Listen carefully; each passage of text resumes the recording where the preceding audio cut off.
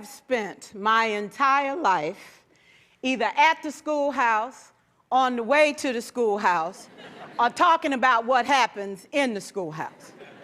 Both my parents were educators. My maternal grandparents were educators.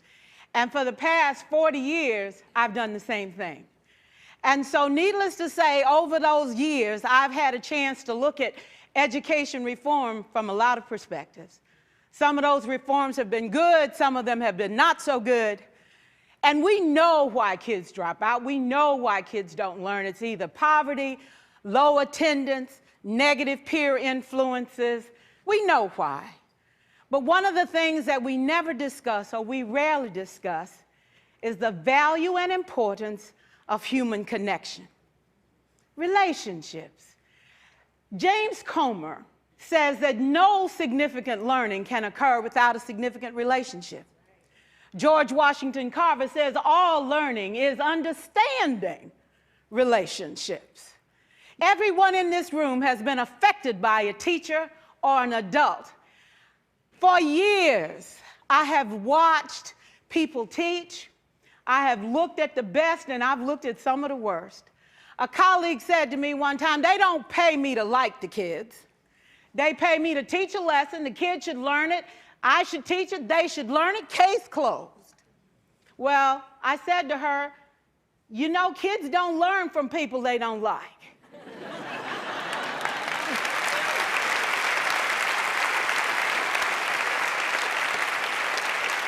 She said, that's just a bunch of hooey.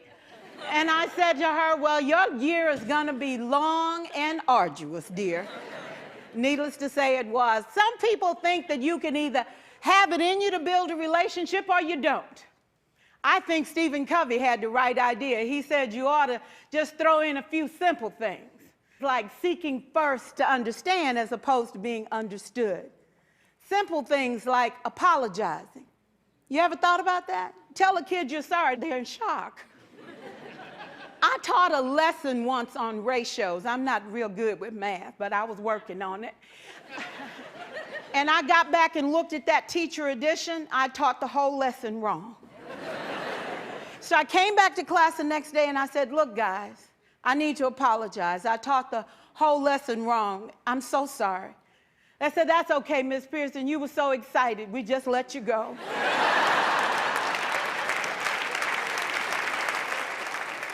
I have had classes that were so low, so academically deficient that I cried. I wondered, how am I going to take this group in 9 months from where they are to where they need to be? And it was difficult. It was awfully hard.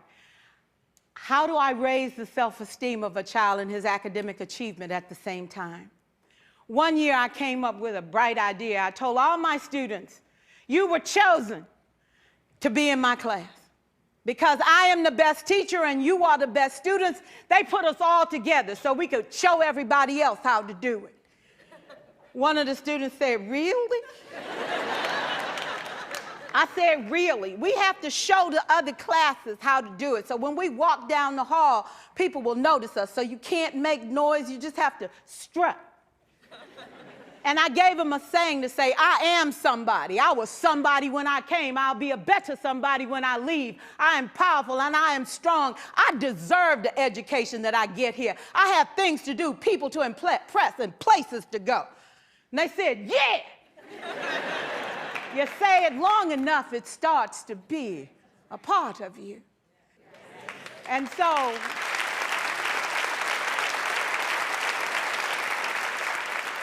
I gave a quiz, 20 questions. Student missed 18. I put a +2 on this paper and a big smiley face. He said, Miss Pierson, is this an F? I said, yes. He said, then why'd you put a smiley face? I said, because you on the roll. You got 2 right, you didn't miss them all. I said, and when we review this, won't you do better? He said, yes, ma'am, I can do better.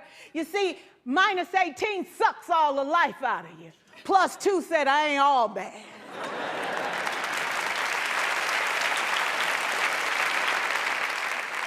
4 years, I watched my mother take the time at recess to review, go on home visits in the afternoon, buy combs and brushes and peanut butter and crackers to put in her desk drawer for kids that needed to eat, and a washcloth and some soap for the kids who didn't smell so good. See, it's hard to teach kids who stink.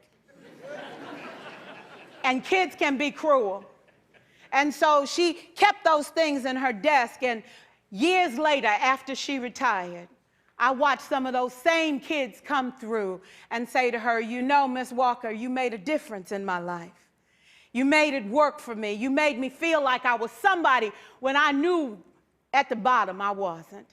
And I want you to just see what I've become. And when my mama died 2 years ago at 92, there were so many former students at her funeral.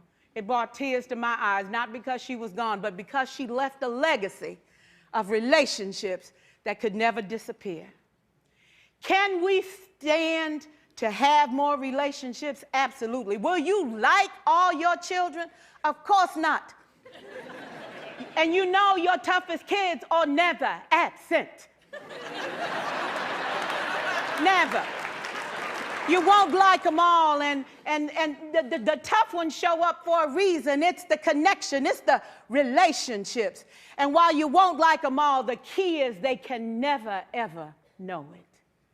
So teachers become great actors and great actresses, and we come to work when we don't feel like it, and we listen to policy that doesn't make sense, and we teach anyway. We teach anyway because that's what we do. Teaching and learning should bring joy.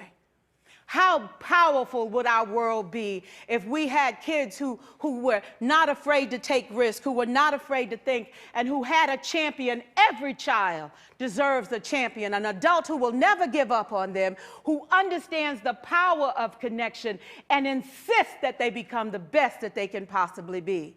Is this job tough? You betcha. Oh God, you betcha.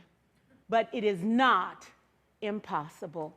We can do this. We're educators. We're born to make a difference. Thank you so much.